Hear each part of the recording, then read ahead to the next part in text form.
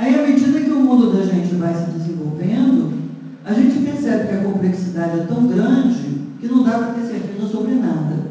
Então, quando você não tem mais nenhuma certeza, você começou a trilhar o caminho que vai levar você à sabedoria verdadeira. Porque agora você está aberto a todos os processos de busca, a curiosidade incessante movimenta você ininterruptamente em busca de mais conhecimento. Então, a doutrina espírita nos convida a isto.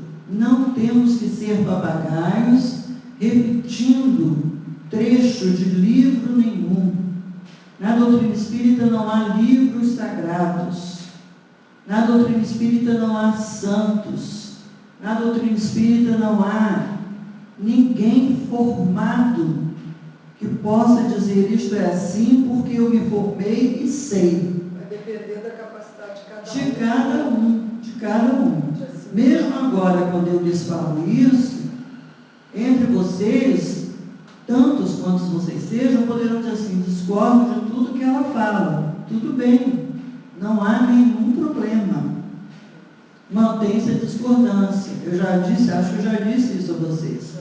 Eu sei um monte de coisas porque eu discordei do que eu vi e fui buscar informação.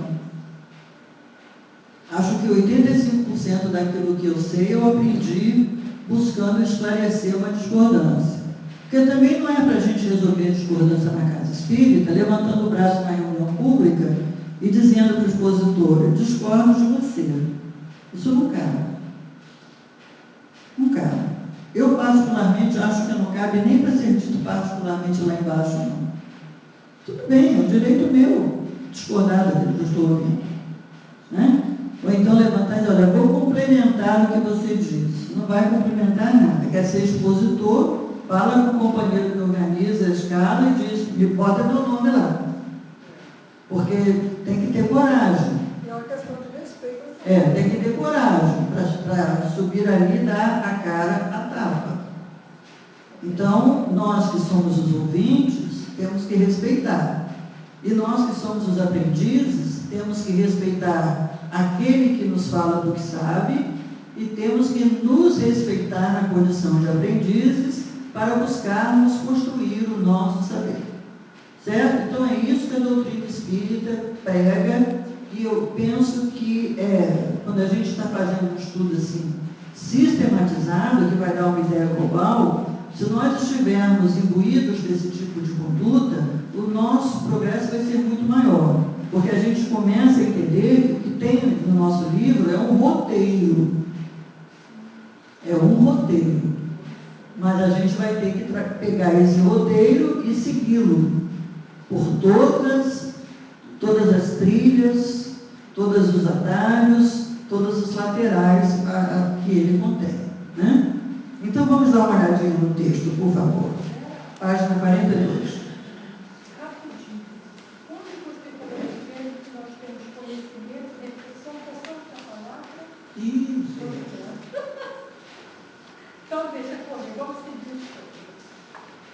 Então, aí na página 42, a gente já pode trabalhar direto com um objetivo específico. Justificar a importância dos fenômenos para o surgimento do Espiritismo. Ou seja, não é justificar a importância dos fenômenos. Está ok até aí? Eles só têm importância na medida em que eles deram origem ao Espiritismo. Concorda comigo? Então surge em 1848, eu estou lendo rápido, depois vocês vão ler com tranquilidade, tá? A residência da família Fox, que está aí na quarta linha, o primeiro diálogo com o espírito desencarnado em 31 de março, e em novembro de 1849, as irmãs Fox estavam trabalhando então já na divulgação daquele acontecimento. E aí a coisa começa a repercutir na Europa. Já estamos em Paris, em 1853. A recreação mais palpitante, mais original, era a das mesas girantes. O parágrafo seguinte diz assim: os espíritos, aproveitando-se da onda de curiosidade que invadira todas as plagas, nelas também se movimentaram intensamente no grandioso e abençoado objetivo de despertamento progressivo dos homens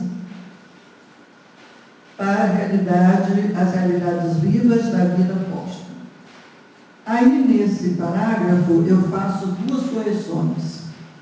Vejam se vocês concordam comigo. Hoje em dia, esse parágrafo seria escrito assim: os desencarnados, aproveitando-se da onda de curiosidade que invadira todas as plagas,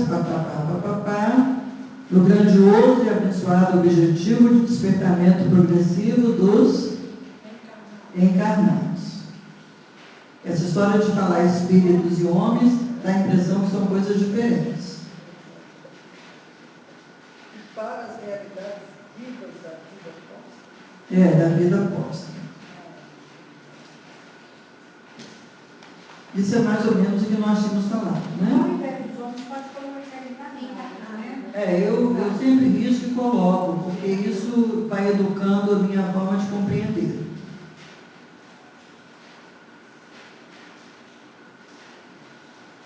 Passamos então à página 45. Pode, claro. Os desencarnados aproveitando-se. Eu acho que Não. é um contexto. Não, eles a Leia, ela pega as sutilezas, né? Claro que os desencarnados não se aproveitaram, eles eram os senhores daquela situação. Isso vai mostrando para a gente. Primeiro você disse os desencarnados, depois de despertamento progressivo dos encarnados. Dos encarnados. Mas aí no caso, todos dois são espíritos. Né? É todo espírito, né? Eu ia dizer assim. Não. Eu queria dizer que a Leia, ela atenta para as questões que a gente vai passando sem parar para ver. E observem como isso evidencia os vícios da escrita. E é importante que a gente perceba para que a gente não se enrede nos vícios. O livro dos médiuns fala o tempo todo: espíritos, homens, vivos e mortos. Isso não existe. Isso não existe. Aí, companheiros de estudo, que quando me ouvem falar isso, espera, você está corrigindo Kardec? Estou. Sem pudor nenhum. Eu não estou corrigindo Kardec na essência, até porque, a gente já disse isso, Kardec não escreveu nada. Né? Agora, é natural que naquele momento ele escrevesse no contexto de vida dele. E naquele contexto de vida, espíritos eram aqueles lá. É só uma questão de vocabulário. É só uma questão de vocabulário. Mas quando a gente começa a perceber, a questão de vocabulário precisa ser encarada para que não nos enrede na mesma postura. É como está aqui. Qual é o problema de falar os espíritos e os homens? Nenhum problema, se você, quando lê, entender que espíritos e homens é a mesma coisa. Agora, se você acha que espíritos são eles e homens somos nós, aí está errado, aí não pode. Porque enquanto nós pensarmos assim, nós vamos achar que nós temos espíritos e não que nós somos. Vejam como esse vício é arraigado em nós. A gente fala, e quando a gente vai falar alguma coisa, saiu o meu espírito. Não é? Olha, ontem... Olha só, eu quando comecei a frequentar os tópicos, eu fui há pouco, também não foi há muito tempo. Habitualmente se falava do meu espírito. Essa mudança de postura deve ter sido fruto de muita reflexão Que está sendo. Que está trabalhando. Não, eu falo tanto isso que eu já sinto até vergonha quando eu começo a falar. Mas a gente vê, por exemplo, antigamente o livro vinha assim, Os Mensageiros pelo Espírito de André Luiz. Agora não vem mais. Os Mensageiros, Espírito André Luiz. Não tem mais o D. E os textos, as edições recentes, não trazem mais esse possessivo.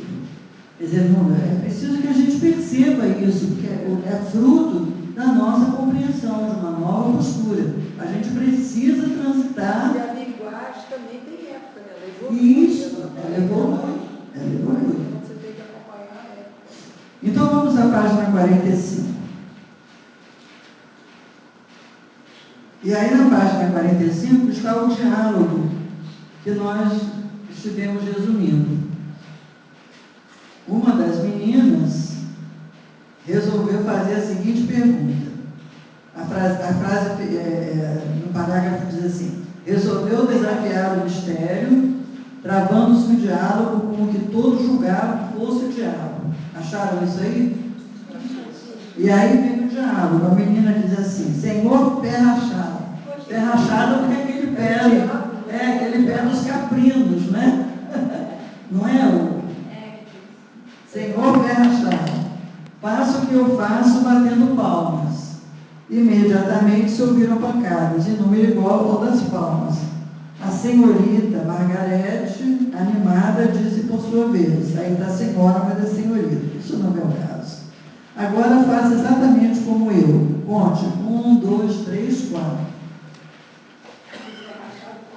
O pé rachado contou, né? Eu consegui mudar a página aqui. Logo se fizeram ouvir as pancadas correspondentes. É um espírito? Perguntou em seguida. Se for, dê 2 pancadas batidas. A resposta afirmativa não se fez esperar.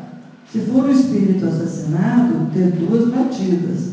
Foi assassinado nesta casa, 2 pancadas estrepitosas se fizeram ouvir. Esse é o fato. Não é banal? Não é sem graça? Ainda mais agora, depois de tanto tempo, né? Eu acho que vai ser legal. Então, o que eu quero que vocês tentem ver é que não é relevante. Eu sou espírita, eu nunca soube como é que foi aquela história da família Foz. Não faz falta. Se você souber, é bom, porque você amarra a história, você entende como que as coisas se passaram. É bom saber, mas é bom ir além. Você não pode ficar prisioneiro só dessa historinha. Aí as coisas seguem por aí. Nós vamos passar para o número 2. Número 2, na página 47, no segundo parágrafo. Posso ler? As primeiras manifestações inteligentes se produziram por meio de mesas que se levantavam e com um dos pés davam certo número de pancadas, respondendo desse modo sim ou não, conforme fora convencionado a uma pergunta feita. Até aí, nada de convincente havia para os céticos, porquanto bem podiam crer que tudo fosse obra do acaso. Obtiveram-se depois respostas mais desenvolvidas com o auxílio de letras do alfabeto, dando modo ao número de pancadas correspondente ao número de ordem de cada letra, chegava-se a formar palavras e frases que respondiam às questões propostas. A precisão das respostas e a correlação que denotavam com as perguntas causaram espanto. O ser misterioso que assim respondia, interrogado sobre a sua natureza, declarou que era espírito ou gênio. Vocês viram isso lá na introdução que leram. Quem não leu está com uma tarefa atrasada. Então, ele mesmo usou essas expressões para definir-se. Declinou o nome e prestou diversas informações a seu respeito. Há aqui uma circunstância muito importante que se deve assinalar. Ninguém imaginou os espíritos como um meio de explicar o fenômeno. Foi o próprio fenômeno